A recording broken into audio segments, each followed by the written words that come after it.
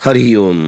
मैं वीरेंद्र गुप्ता बोल रहा हूँ और हम भगवत गीता के चौथे अध्याय ज्ञान कर्म संन्यास योग का आज 35वां और 36वां श्लोक करने जा रहे हैं। यज्ञात्वा न पुनर्मोहम एवं यास्यसि पांडवः येन भूतान्यशेषेण द्रक्ष्यस्त्यात्मन्यथो मयि। इसका लिटरल मीनिंग तो ये है कि भगवान कह रहे हैं, जैसे पिछले श्लोक में कहा था उन्होंने, जिसको जानकर जब तुझे तत्व ज्ञान हो जाएगा, जिसको जानकर तू फिर इस प्रकार मोह को नहीं प्राप्त होगा, तथा हे अर्जुन, जिस ज्ञान के द्वारा तू संपूर्ण भूतों का मतलब जितने जीव हैं, भूतों को निषेध भाव से पहले अपने में और फिर मुझ सच्चिदानंद घन परमात्मा में देखेगा। इसका अर्थ समझ लें। इसका अर्थ क्या है कि जो तत्व ज्ञान है, जो किसी ये तत्व ज्ञान की प्रक्रिया है कि भाई हमको तत्व ज्ञान लेना है, उसी के अनुसार भगवान कह रहे हैं कि गुरु से विधि पूर्वक हर प्रकार से तू तत्व ज्ञान प्राप्त कर ले और अपने स्वरूप में संपूर्ण प्राणियों को देख कि ये देख कि जैसे तेरे अंदर आत्मा है, तेरा शरीर जीवित है, उसी प्रकार से ही जितने भी जीव हैं उन सब में वही आत्मा है। तेरी आत्मा में और उनकी आत्मा में कोई फर्क नहीं है। शरीरों में फर्क है, यस, शरीरों में अंतर है। तो फिर उस स्वरूप को जब पहचान लेगा कि सब भूतों में वही शरीर है, वही आत्मा है, तो संपूर्ण प्राणियों को, जितने भी प्राणी हैं, एक सच्चिदानंद घन परमात्मा में ही देखता है। और इसका अर्थ यह है कि हम, जैसे त्वम शब्द आया है, त्वम का मतलब स्वरूप, और फिर तत् शब्द आया है परमात्मा तत्व से, तो सब कुछ एकता का अनुभव हो जाएगा कि तुझ में और जितने भी जीव हैं सब एक ही हैं, एक ही आत्मा हो रही है। और यही जब केवल एक ब्रह्म ही शेष रह जाता है, क्योंकि अहम ब्रह्मस्मि, जैसे मैंने कल कहा था, आयाम आत्मा ब्रह्म प्रज्ञाननम ब्रह्म तत्वमसि, कि ये मैं ब्रह्म हूँ। तो ऐसी स्थिति में सब तुमको ब्रह्म ही ब्रह्म शेष बचता है और कुछ रह ही नहीं जाता। इस अवस्था में दृश्य और दर्शन जो देख रहे हैं, और सीनरी और जो दृष्टा जो देख रहा है, तीनों होते ही नहीं हैं। और इसमें यह हुआ है कि तत्व ज्ञान जो है और उसका अज्ञान का नाश एक ही बार होता है। तत्व ज्ञान मतलब जब तत्व ज्ञान हो गया तो ये पता लग गया कि जो कुछ था वो सब अज्ञान था और सदा के लिए हो जाता है। इसका अर्थ यह है कि तत्व ज्ञान की आवृत्ति होती ही नहीं।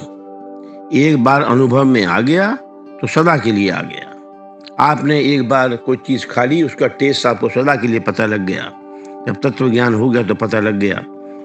कारण कि जब अज्ञान की अपने आप में कोई एग्जिस्टेंस नहीं है, इग्नोरेंस की, तो फिर अज्ञान आएगा कैसे? आ ही नहीं सकता। और इस प्रकार से जब तत्व ज्ञान होने पर फिर मोह नहीं होता, क्योंकि वास्तव में मोह है ही नहीं। अरे जिसकी सत्ता ही नहीं है तो फिर वो कैसे एग्जिस्ट करेगा? एग्जिस्ट ही नहीं कर सकता है। मिटता वही है जो नहीं होता और मिलता वही है जो होता है, जो हमेशा सत्य है। ब्रह्म सत्य है। जगत जीव के अंतर्गत है, with in the bounds of the is with in the scope of the जीव, और जीव परमात्मा के अंतर्गत है।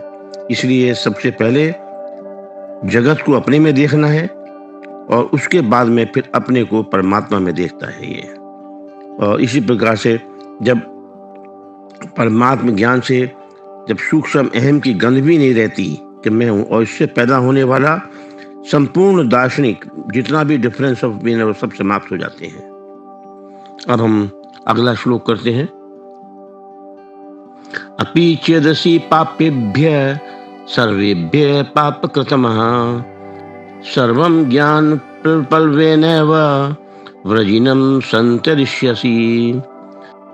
इसका लिटरल मीनिंग है यदि तू अन्य सब पापियों में भी अधिक पाप करने वाला है, तो भी तू ज्ञान रूप नौका द्वारा निसंदेह संपूर्ण पाप समुद्र से भली भांति तर जाएगा। मैं इसको फिर से पढ़ रहा हूँ, देखिए बहुत ही मुख्य श्लोक है ये, का अर्थ है इसका मैं कि यदि तू अन्य सब पापियों से भी अधिक पाप करने वाला है, तो अभी तू ज्ञान रूप नौका से निसंदेह संपूर्ण पाप समुद्र से भली भांति तर जाएगा। भगवान ने बहुत बड़ी बात कह दी है इस बात को।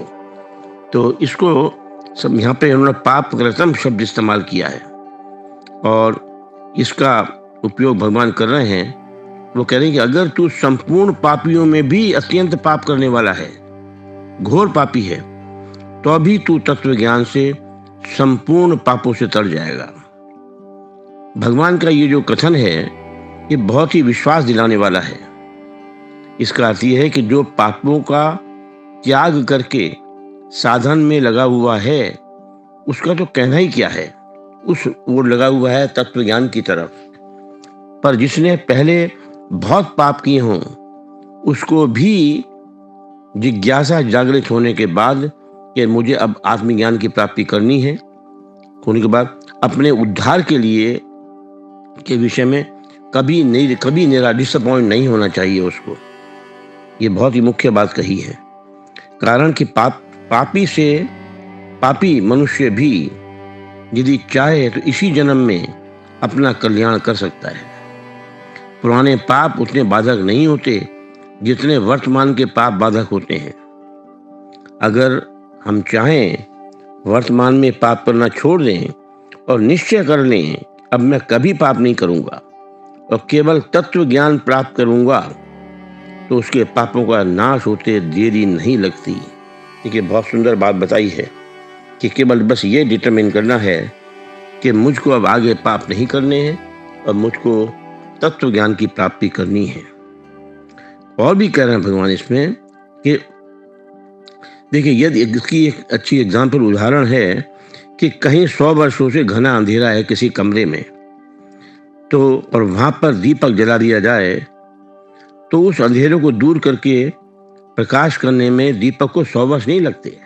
यद्यपि अंधेरा 100 वर्ष का है, लेकिन दीपक जलते ही उसमें उसी तत्काल ही अंधेरा मिट जाता है। इसी प्रकार तत्व ज्ञान होने से ही पहले किए गए संपूर्ण पाप तत्काल नष्ट हो जाते हैं।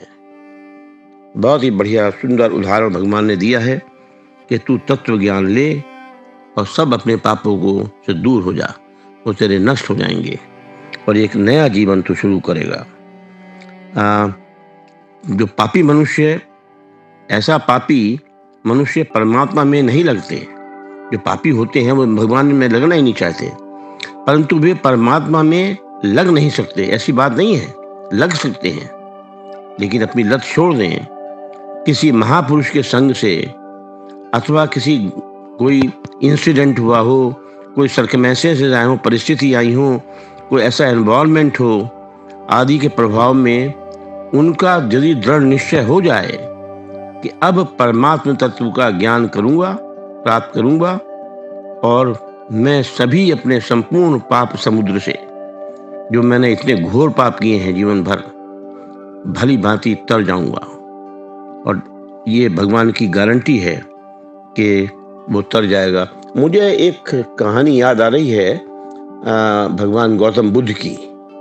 मुझे ये याद है, शायद आपने भी अवश्य सुनी होगी, कि एक अंगुलीमाल हुआ करता था। वो लोगों को मारकर उनकी अंगुलियां निकाल के हार बनाया था उसने, और 995 उंगलियां हो गई थी। 1000 का उसका गोल था, अभी 5 उंगलियां थी। और वो किसी तरह से भगवान, मैं बहुत ही शॉर्ट में बताऊंगा क्योंकि ज़्यादा समय नहीं लूँगा, तो भगवान गौतम बुद्ध उधर से गुजर रहे थे, रास्ते में अंगुली माल मिला। उनने कहा मैं तुम्हारी उंगली काटूंगा, मैं उंगली माल हूँ। तो उन्होंने कहा तुम बिल्कुल काट लो, कोई परेशानी की बात नहीं है मुझे, लेकिन ऐसा कर लो काटने से पहले मेरा एक काम कर दो। और काम ये है कि इस पेड़ से एक पत्ती को तोड़ लो, बस जो तुम्हारे पास में पेड़ है। लोगों ने पहले मना किया था गौतम बुद्ध को उस रास्ते से न जाने के लिए कि अंगुली मार ले, वो मार डालेगा आपको। लेकिन भगवान ने इसकी परवाह ना करते हुए जब से मिले, तो भगवान ने कहा गौतम बुद्ध ने कि इसकी एक पत्ती तोड़ लो। पत्ती तोड़ के लाया वो, तो बोले कि क्या करेगा इस पत्ती का? भगवान गौतम बुद्ध से बोला, बोले अब ऐसा करो, इस पत्ती को जाके जोड़ दो, पेड़ में लगा दो। तो उन्होंने कहा कि तेरा दिमाग खराब हुआ है? उस अंगुली माल ने कहा गौतम गौतम बुद्ध से कि मैं, क्या तेरा दिमाग खराब हुआ है? बोले नहीं, जब ये बताओ तुम एक पत्ती को वापस नहीं लगा सकते हो, तो तुम्हें किसी चीज को तोड़ने का क्या अधिकार है? क्यों तुमने अंगुली का कहा? खैर, उसका हृदय परिवर्तन हो गया। वो सब चीजें छोड़कर भगवान गौतम बुद्ध के साथ आ गया, और जैसा मैंने सुना है कथा में कि उसका पूरा बेड़ा पार हो गया, सारे उसके दुख समाप्त हो गए। उसको उसी जन्म में ही तत्व ज्ञान हुआ भगवान गौतम बुद्ध के निर्देश पे, और अल्टीमेटली वो सब संसार के सुख भोगते हुए उनके आश्रम में बिल्कुल जीवन ऐसा जीते हुए, बहुत ही सुंदर जीवन जीते हुए अल्टीमेटली मोक्ष को प्राप्त हुआ। अब ये कहानी है, कितना सच है कितना नहीं, लेकिन ये बहुत ही चर्चित कहानी है भगवान गौतम बुद्ध की। आज इतना ही। और आपके अंदर जो परम पिता परमात्मा विराजमान है, उनको मैं सादर प्रणाम करता हूँ। मेरा प्रणाम स्वीकार करें। हरि ओम।